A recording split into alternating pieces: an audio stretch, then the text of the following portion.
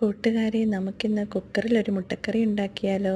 അതിനായി ഒരു കുക്കറിൽ കുറച്ച് വെളിച്ചെണ്ണ ഒഴിച്ച് കടുക് പൊട്ടിച്ച് അതിലേക്ക് അരിഞ്ഞു വെച്ചിരിക്കുന്ന സബോളയും ഇഞ്ചിയും വെളുത്തുള്ളി ചതച്ചതും പച്ചമുളകും കറിവേപ്പിലയും ഉപ്പുമിട്ട് നന്നായി വഴറ്റി അതിലേക്ക് മഞ്ഞൾപ്പൊടിയും മുളക് പൊടിയും മല്ലിപ്പൊടിയും മസാലപ്പൊടിയും ഇട്ട് വഴറ്റി ഒരു തക്കാളിയും ഉരുളക്കിഴങ്ങും ഇട്ട് പാകത്തിന് വെള്ളവും ഒഴിച്ച് വേവിക്കുക.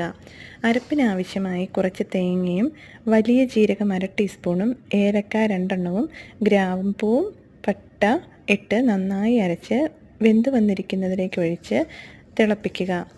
ഇതിലേക്ക് പുഴുങ്ങിയ മുട്ടയും ഇട്ട് നന്നായി 5 മിനിറ്റ് തിളപ്പിക്കുക. ടേസ്റ്റിയായ മുട്ടക്കറി റെഡി. ഇഷ്ടമായാൽ സബ്സ്ക്രൈബ് ചെയ്യാനും ലൈക്കും കമൻറ്റും ചെയ്യാനും മറക്കല്ലേ കൂട്ടുകാരെ. Thank you for watching.